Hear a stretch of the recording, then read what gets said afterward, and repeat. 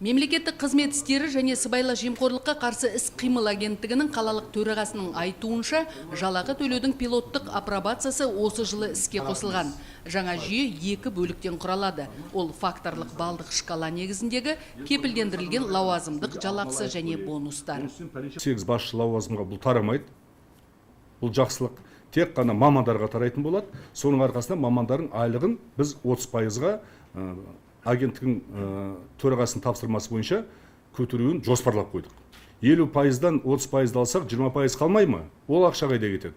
Ол ақша жылдың қорытындысы бойынша белсенді, көрсеткіштері жоғары, таза, адал түрінде жұмыс істеп жатқан қызметшілерге біз оны қосымша сыйақы ретінде бөлеміз.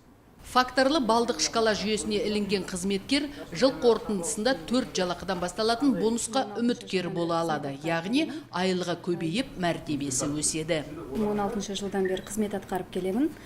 2 жыл көлемінде менің жалақымның көлемі 95 мың теңгені құрайтын болатын.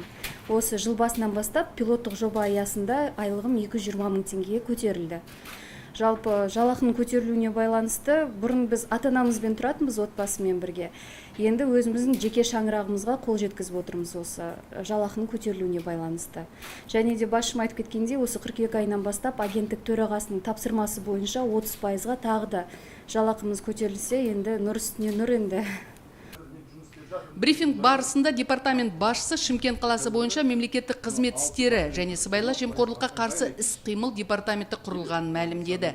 Енді мемлекеттік қызмет саласындағы бақылауды күшейтіп, мамандарын бір тәртіпке келтірмек ниеті бар. Ереже бұзғандарының басынан да сипамайды. Мемлекеттік қызметкер халықтың құлы болғандықтан әрқайсысынан түсетін арыз-шағым аяқсыз қалмайды, шара көріледі деп дөп басты. 4-ші билік өкілдерінің алдында сенім телефонын қайта жариялап, WhatsApp нөмірінде берді. Ендеше сізде жазып алыңыз: 8-702-201-51-51. Департаменттің әлеуметтік желілерде арнайы парақшасы барында ұмытпаңыз. Мемлекеттік қызметтердің жұмысына көңіліңіз толмаса, сыбайлас жемқорлық фактісіне куә болсаңыз, ойланбастан хабарласуыңызға болады.